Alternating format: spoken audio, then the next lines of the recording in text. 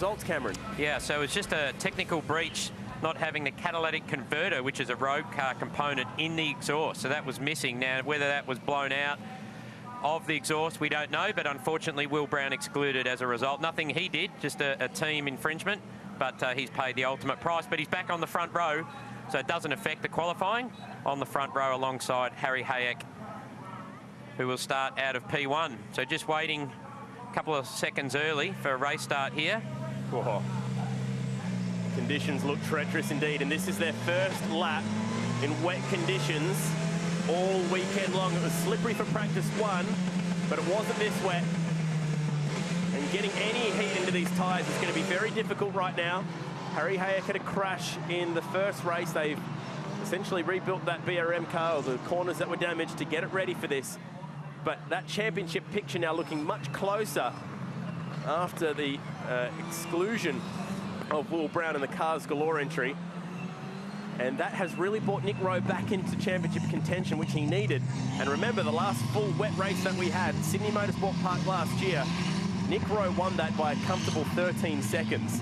Yeah, look, I mean, apparently I was chatting to his grandfather in the pit this morning, that when he started karting, his father Mick used to water down with a water truck the track and actually make him go around in the rain, because obviously growing up in Karratha, certainly in the winter months, I think it was pretty dry. So he grew up doing a lot of racing in the rain. Now, subsequently, he's done a little bit of speedway, but it's that karting background in the wet that's put him in good stead.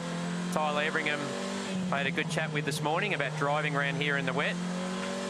So trying to stay off the painted lines being the tricky bit, stay away from the curbs. Jordan Love running the clear visor. For a lot of these kids, Cameron, this will be their first ever wet race. Absolutely. So it certainly is for Tyler, and unless you competed last year at Eastern Creek, as you mentioned, where Nick Rowe just drove away from the field. A little bit of wheel spin there. So Will Brown trying to generate. Oh, you can see how slippery that is. Interestingly, on the warm-up lap, he just took off like a traffic light start, and that'll be the key to getting these cars off the line here. So Sydney sider Harry Hayek has pole position alongside Will Brown, who had that win stripped from him yesterday. Pair of West Aussies on road 2. Watch out for Nick Rowe. Like we said, he is unbelievable in these conditions. Josh Denton, Tyler Everingham, Simon Fallon, Brenton Grove, Jack Smith, Josh Conroy, all of those drivers have never had a wet car race in their life. Just get that into your head for a second and you'll realise just how treacherous this is. Cody Donald electing to sit this race out. So we'll just have the 10 drivers out there. It should be interesting, should be exciting. We have some awesome stuff lined up for you here today at Sandown. Retro has truly kicked in. Just wait until you see some of the Supercars media crew at action in full costume They've today. actually put in a bigger effort than most of the V8 teams, I've got to say. I've just witnessed Neil Crompton walking in. We'll save that for later. We've got a few surprises up our sleeve, so to speak. But in these conditions, it's actually, there's not a lot of standing water. It's just that really greasy condition. And this Hankook wet is quite a soft tyre. It's very good in the extremely wet conditions, but if the track dries, it will take the edge out of that tyre quite quickly.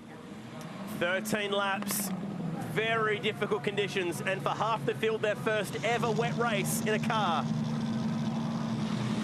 Easy, we get off the grid, except for Everingham. Uses his left hand to get that car started up, and again, he'll go to the back. We go on board with Jordan Love. And Nick Rowe's looking aggressive and confident already, as Will Brown leads us down to the first corner. Tippy toes, nice and careful. Oh, you can see how treacherous it is. You can see how careful they're being, but Will Brown has got a great start as they slide up towards turn 4. That's Grove. Oh, Grove on the outside there, no. And that looks like Denton contact. So whether he did clip that outside curb or not, I'm not sure exactly how he got taily there. It looked like Brenton Grove was going around the outside, but not a big hit, but that's his race done, and what a shame for having a win in the previous race. Here we go. Side by side here, Jordan Love around the outside. He's a pioneer. You don't know how much grip there is up over the top until you get through the first lap. And as I say, there's not a lot of standing water, so this is good. Just at that really tricky, slippery condition. So Tyler goes down the inside. That's a good move. And he's given a little bit of room to move down there by Josh Conroy. He's on board with Will Brown now. Grove's heading off here. He put 2 wheels out in the grass. He's lucky to get through there. Just keep it powered. I don't think he really lost much out of that. Just went straight across the gravel trap. Nick Rowe's getting more and more confident, and Will Brown knows who he's fighting. He'd probably be thinking that he can't really go to war with a guy like Nick Rowe, because Nick is just so good in these conditions. But now we're going to see exactly what Will has in the wet. So that's the worst part of the track. There's that little river, we call it. It's not a river, but puddle running across. Oh, Rose had a big moment there and lost a lot of ground. See Jordan Love sliding in the background. So lost a fair bit of ground there. You can see them staying away from that painted line, because that's what happens. You really need to stay away from that. So let's have a look. So Tyler, we know, stalled. Everyone missed him. Got it going again quickly. He's recovered to 8th already. Nice start by Will Brown. Just a fair bit of clutch slip, no wheel spin. And they all got away very cleanly. Quite intelligent starts by everyone. No big amounts of wheel spin. A little bit there from Love. And again at second gear. After that, it was pretty well hooked up. Yeah, it was, absolutely. Oh, down the inside here. So Rowe made him earn it, didn't he? Whoa, oh, no, goodness. 2 cars. So that's Denton, isn't it? Car 91 on top. Oh. That's a big accident there. Look, they're both moving, so that's going to be a race over, I would say, with that tyre wall damage. So what has happened there? Denton, we know, had a front nose cone damage. There's 2 Magale F4s parked on top of each other. Wow. That's a big accident. What a way to start Sunday. Josh Conroy's okay. He's underneath in car 51. They're both given the thumbs up. I bet Denton did not think. So what's... I thought Denton would have come into the pits anyway after that front wing damage. He was going to be showing the meatball flag on this lap. They were going to give him a mechanical black flag, and the 2 Joshes walk away. Puts his arm around him. They both check on each other, which is great to see. Josh Denton, there's the guy who won the last race. So let's have a look here. There we go.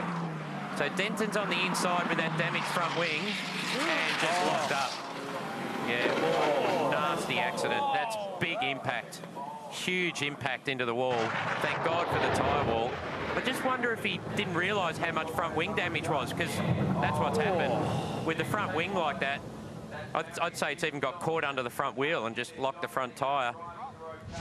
And you would expect that BRM would have been telling him you got front wing damage. There was a badge you mentioned. They were about to be shown the mechanical flag, and he's just had nothing when he's turned in up there. It's locked the right front brake, and unfortunately Conroy was just the innocent party there. But so let's go back to the first lap and see exactly how Josh hurt the front wing to begin with.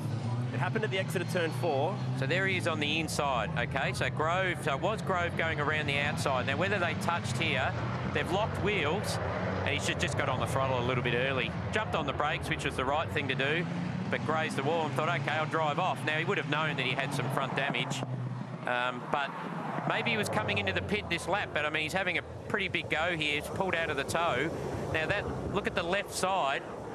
I mean, that's just, see the tyre is actually locked up on the front wing end plate. So the front wing end plate's dragging on the left front tyre, locked the brake, and this is going to be a big impact, and that's why we make Hans devices or frontal head restraint compulsory, because without it, that would have been a nasty incident. And the tyre wall has done its job, but I would 90% sure, Chad, that that'll be the race for Jayco Formula 4. Unfortunately, there's not a lot of action happening up there. They're actually scratching their heads thinking, how are we going to recover this one? How do we get out of this?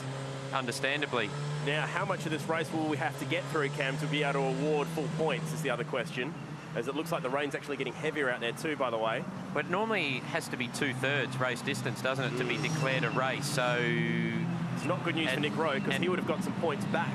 Correct, but it depends actually, how long we go. Hang on. Yeah, what happened to Will Brown? He's dropped to 8th. And now he's trying to come back through? Maybe he spun under the safety car, potentially, because he's now going up and retaking his position, which I'm not sure. That he can do that. No. If you spin, that's unlucky. So, I don't know. We'll see if we can find something, perhaps, with our camera crew out there. Well, okay, here we are. He's on board. Surely he's had a spin. Oh, no, so the field... So what happened? He went to come into the pit lane. I think what's happened is... They thought it was going to be red flag. Thought it was going to be red flagged. Absolutely, that's what's happened. So he's had to go through the pit lane. Or nearly. Nearly. No, okay, so he wasn't quite in the pit lane. Now he's on the pit limiter. But then he's actually gone and passed the whole field under safety car, so I'm not sure whether he was then told, okay, go and resume your spot at the front of the queue. Bit of confusion, that's all that is. And surely they'll see that and say, okay, perhaps there could have even been a message over race management channel to the crew that it's going to be red flagged, although we still see safety car out there.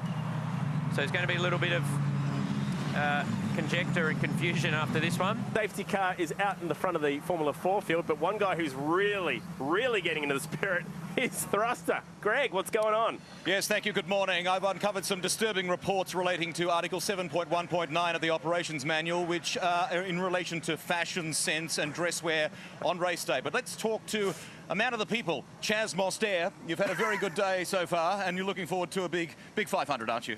Yeah, thank Rusty McMo. I'm having a really good time down here, and it's good to be in a nice flash suit today. So looking forward to a bit of wet running out there, and hopefully my 2002 AU Falcon here can, be out the pointy end. In time, young man, you'll grow a moustache just like this one.